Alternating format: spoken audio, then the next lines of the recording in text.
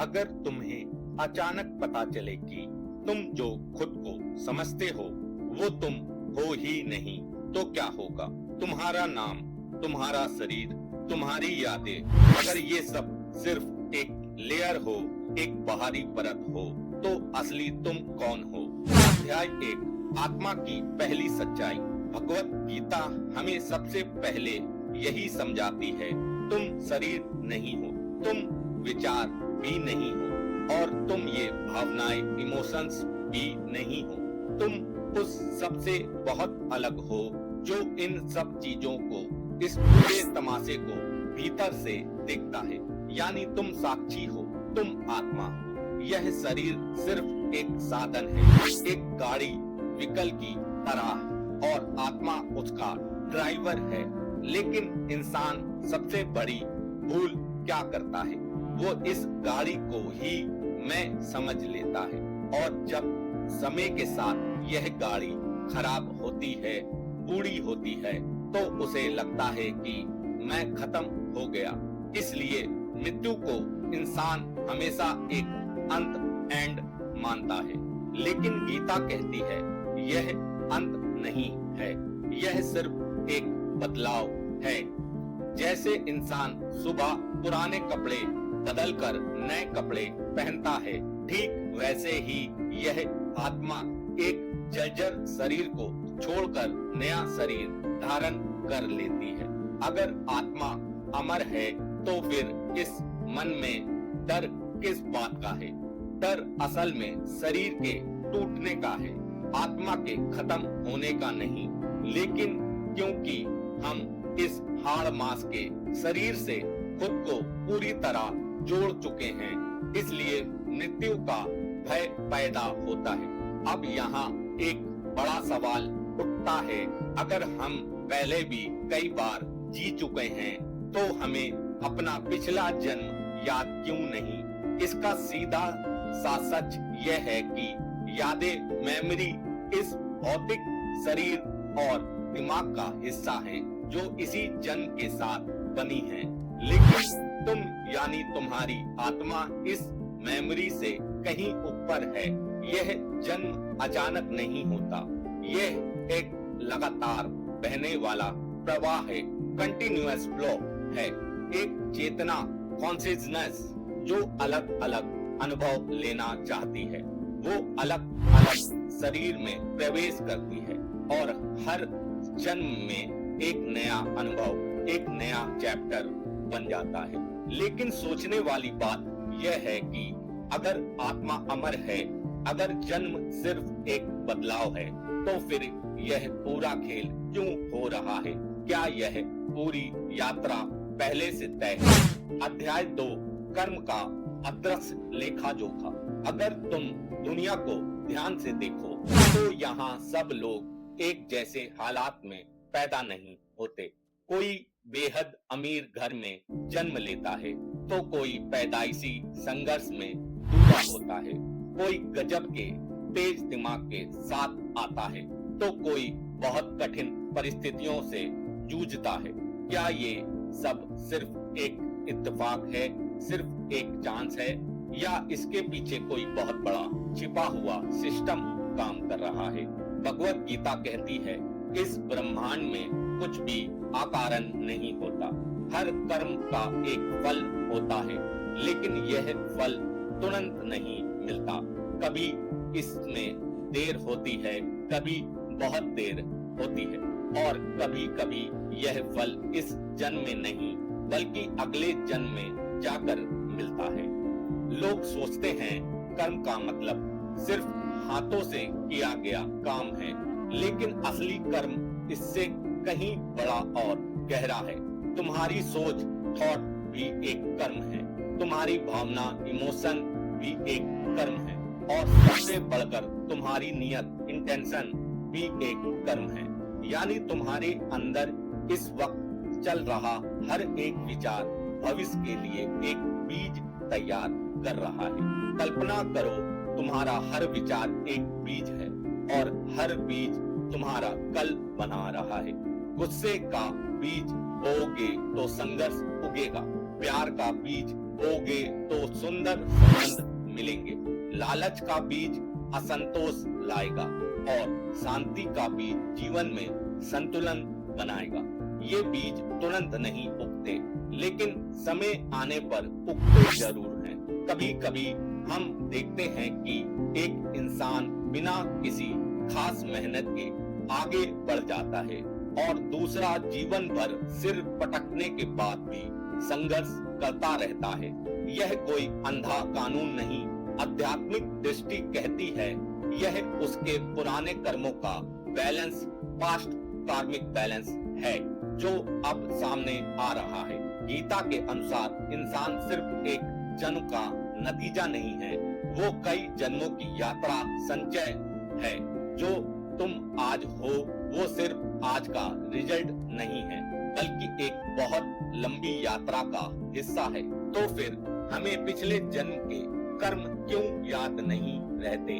क्योंकि यादें दिमाग में होती हैं, लेकिन कर्मों के संस्कार, इंप्रेशन तुम्हारी आत्मा की गहरी परत पर छप जाते हैं। हर कर्म एक बारीक कंपन, वाइब्रेशन छोड़ते हैं और वही कंपन भविष्य में वैसी ही परिस्थितियों को, वैसे ही लोगों को और वैसे ही अनुभवों को तुम्हारी तरफ खींचता है। इसलिए कहा जाता है तुम जीवन में वो अट्रैक्ट नहीं करते जो तुम चाहते हो, बल्कि तुम वही अट्रैक्ट करते हो जो तुम भीतर से हो। इसका मतलब यह नहीं है कि तुम बेबस हो, इसका मतलब यह है कि तुम अपने भाग्य के निर्माता भी हो और उसे भुगतने वाले भी हो। लेकिन यहाँ एक और गहरा रहस्य शुरू होता है। अगर कर्म ही सब कुछ तय करता है तो क्या हम अपना भाग्य बदल सकते हैं या फिर सब कुछ पहले से ही लिखा जा चुका है? अध्याय 3, भाग्य बनाम स्वतंत्र इच्छा। क्या कभी तुम्हारे साथ ऐसा हुआ है? तुमने किसी चीज का पूरा प्लान बनाया, अपनी पूरी जान लगा दी, लेकिन एंड वक्त पर सब कुछ बदल गया और बाद में तुम्हें लगा शायद ये तो पहले से ही तय था। तो सवाल उठता है, क्या हम अपनी जिंदगी खुद चला रहे हैं या कोई हमारी स्क्रिप्ट पहले ही लिख चुका है? भगवत गीता में भगवान श्री कृष्ण एक बेहद बारीक बात समझाते हैं। इंसान कर्म करने के लिए आजाद है, लेकिन उस कर्म का फल पूरी तरह उसके हाथ में नहीं है। यानी प्रयास, एफर्ट तुम्हारा है, लेकिन परिणाम, रिजल्ट इस पूरे ब्रह्मांड के सिस्टम का है। यह जीवन दो बड़ी शक्तियों के खेल से चलता है। पहला है कर्म, एक्शन, जो तुम इस पल अपनी मर्जी से कर रहे हो, और दूसरा है प्रारब्ध, पास्ट इम्प्रिंट, जो तुम पिछले जन्मों से अपने साथ लेकर आए हो। ये दोनों मिलकर तुम्हारी आज की हकीकत बनाते हैं। लोग सोचते हैं कि उनके पास फ्री विल है और वो कुछ भी कर सकते हैं, लेकिन सच यह है कि तुम्हारी आजादी असीमित नहीं है। तुम चॉइस कर सकते हो, लेकिन उन चॉइसेस के ऑप्शन पहले से तय होते हैं। तुम्हें पूरी आजादी भी नहीं मिलती और तुम्हारी आजादी जीरो भी नहीं होती। इसे एक उदाहरण से समझो।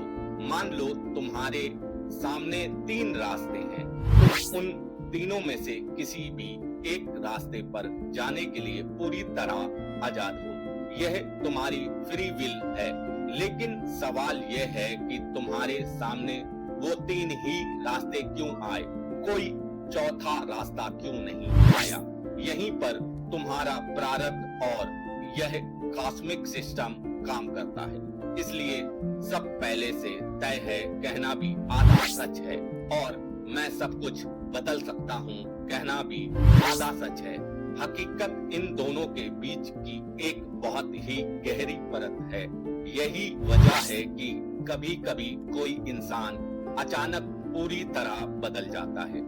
एक अपराधी अचानक साधु बन जाता है, एक लालची इंसान शांत हो जाता है, और एक कमजोर इंसान अचानक बेहद शक्तिशाली बन जाता है। यह बदलाव सिर्फ ऊपर ऊपर की इच्छा शक्ति से नहीं होता। इसके पीछे उसकी आत्मा के गहरे स्तर पर एक बहुत बड़ा कार्मिक शिफ्ट होता है। हर आत्मा एक यात्रा पर है। हर जन्म इस यात्रा का एक कदम है। कभी कदम आगे बढ़ता है, कभी पीछे हटता है, तो कभी एक जगह रुक जाता है, लेकिन गति हमेशा जारी रहती है। और जब इंसान इस बात को गहराई से समझ लेता है कि वो इस संसार का इकलौता कंट्रोलर नहीं है, तो उसके भीतर का अहंकार टूटने लगता है। अब या तो वो इस अनजान व्यवस्था से डर जाता है, या फिर वो समझदार होकर इस प्रवाह के साथ बहने लगता है। लेकिन यह चक्र लगातार चल रहा है, तो क्या इसका कोई अंत भी है, या हम हमेशा इसी चक्रव्यूह में फंसे रहेंगे? अध्याय 4, मोक्ष का रहस्य। अगर जन्म और मृत्यु सिर्फ एक यात्रा है, अगर कर्म हर जीवन को आगे खींचता है, तो सबसे बड़ा सवाल यही है कि क्या यह अंतहीन पहिया कभी रुकेगा? क्या यह चक्र कभी खत्म भी होता है? भगवत गीता इसका सबसे ऊंचा और परम सत्य बताती है। जब इंसान को अपने वास्तविक स्वरूप को पहचान लेता है, तो सारे बंधन अपने आप टूटने लगते हैं। यानी असल समस्या यह जन्म और मृत्यु का चक्र नहीं है। असली समस्या हमारे भीतर बैठा अज्ञान है। अज्ञान का मतलब यह नहीं है कि आपके पास जानकारी की कमी है। अज्ञान का मतलब है खुद को गलत समझ लेना, खुद को यह शरीर मान लेना, खुद को यह नाम मान लेना, खुद को अपनी सोच और डिग्रियों से जोड़ लेना। यही अज्ञान है। जबकि सच यह है कि तुम यह सब नहीं हो। तुम तो वो हो जो इन सब को देखने वाला एक शांत दर्शक है। लोग सोचते हैं कि मोक्ष मरने के बाद मिलने वाली कोई जगह है, कोई स्वर्ग है, लेकिन आध्यात्मिक सत्य इससे बिल्कुल अलग है। मोक्ष कोई जगह नहीं है, ना ही यह मरने के बाद होने वाली कोई घटना है। मोक्ष इसी वक्त, इसी जीवन में होने वाला एक बोध है। जब तुम भीतर से यह जान जाते हो कि मैं तो कभी जन्मा ही नहीं था, तो मेरी मृत्यु कैसे हो सकती है, उसी पल मौत का सारा डर पिघल जाता है। यह बंधन 3 चीजों से मजबूत होता है। पहला इच्छा डिजायर, दूसरा लगाव अटैचमेंट, और तीसरा पहचान आइडेंटिटी। जब तक ये तीनों चीजें तुम्हारे भीतर मजबूत हैं, यह पुनर्जन्म का चक्र चलता रहेगा। तो फिर कर्मों के इस जाल से ऊपर कैसे उठें? कर्म करना छोड़ दें? नहीं, गीता कहती है कर्म छोड़ना समाधान नहीं है। समाधान है बिना किसी आसक्ति अटैचमेंट के कर्म करना, यानी संसार के सारे काम पूरी जिम्मेदारी से करना, लेकिन इस पकड़ को छोड़ देना कि यह सब सिर्फ मैं ही कर रहा हूँ। जैसे जैसे तुम्हारी जागरूकता, अवेयरनेस बढ़ती है, तुम समझने लगते हो तुम विचार नहीं हो, तुम तो विचारों को देखने वाले गवाह, विटनेस हो, और यही से परम रूपांतरण शुरू होता है। पुनर्जन्म तब तक रुकता नहीं जब तक तुम्हारी जीवन से सीख अधूरी है, जब तक कोई अधूरी इच्छा बाकी है, और जब तक तुम्हारा अहंकार, ईगो मजबूत है। लेकिन जैसे जैसे ये इच्छाएं और अहंकार इस ज्ञान की अग्नि में विलीन होने लगता है, आत्मा इस चक्र से मुक्त होने लगती है। गीता कहती है जो इंसान परमात्मा को हर चीजों में देखता है और हर चीज को परमात्मा में देखता है, वो मुक्ति के सबसे करीब पहुंच जाता है।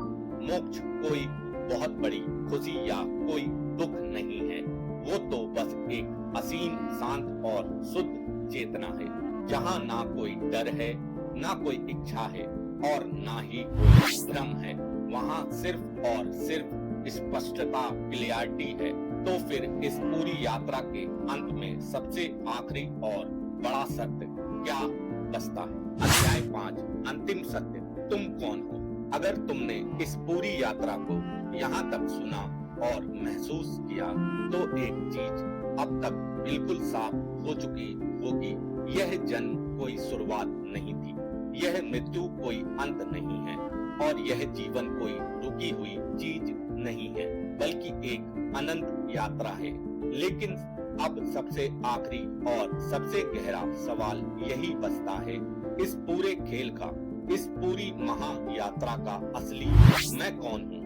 आज तक हमने अपनी पूरी जिंदगी खुद को सिर्फ यही कहानियां सुनाई कि मैं यह शरीर हूँ, मैं यह नाम हूँ, मैं मेरी यादें और मेरा बीता हुआ कल हूँ। लेकिन जरा ठहर कर सोचो, यह शरीर हर पल बदल रहा है, यह नाम तुम्हें दुनिया ने दिया है, यह यादें धुंधली हो जाती हैं, तो जो चीज हर पल बदल रही है, जो नष्ट हो रही है, वो तुम कैसे हो सकते हो? भगवत गीता यहाँ एक बहुत सीधी लेकिन ब्रह्मांड की सबसे शक्तिशाली बात कहती है, जो जन्म लेता है उसकी मृत्यु निश्चित है और जो जन्म और मृत्यु दोनों के इस खेल को जान लेता है वह हमेशा के लिए मुक्त हो जाता है। अब इस सत्य को अपने भीतर गहरे उतरने दो। तुम वो नहीं हो जो इस वक्त सोच रहा है, तुम वो भी नहीं हो जो इस वक्त कुछ महसूस कर रहा है, तुम तो वो चेतना हो जो इस सोच को, इन भावनाओं को, इस आवाज को अपने भीतर देख और सुन रहा है। तुम सिर्फ एक साक्षी चेतना हो। अब जरा पीछे मुड़कर देखो, तुम्हारा शरीर बदला जा सकता है, तुम्हारा नाम बदला जा सकता है, तुम्हारी परिस्थितियां और अनुभव बदले जा सकते हैं, लेकिन तुम्हारे भीतर का वो दृष्टा जो इन सबको बचपन से लेकर आज तक देख रहा है, वो कभी नहीं बदलता, वो वैसा का वैसा ही रहता है। यही मोक्ष का अंतिम और सच्चा अर्थ है। मैं हमेशा से ही मुक्त था, मुझे बस यह बात याद नहीं थी। कर्म भी इस संसार के स्तर पर जरूरी है, लेकिन कर्म अंतिम सत्य नहीं है। कर्म का असर तुम पर सिर्फ तब तक होता है जब तक तुम्हारी अपनी पहचान गलत है। जैसे ही तुम खुद को शरीर की बजाय आत्मा मान लेते हो, इस पूरे ब्रह्मांड का नियम तुम्हारे लिए बदल जाता है।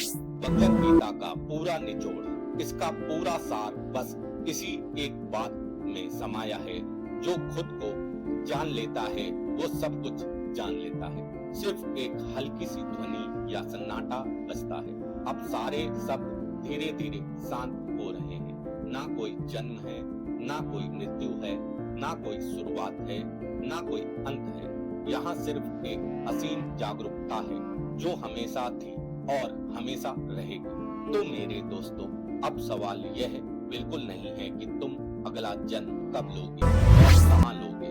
सबसे बड़ा सवाल तो यह है कि क्या तुमने इसी पल, इसी वक्त यह जान लिया कि तुम कभी जन्मे ही नहीं थे। मिलते हैं अपने नेक्स्ट वीडियो में। तब तक खुश रहें, स्वस्थ रहें, सकारात्मक बने रहें। जय श्री कृष्ण।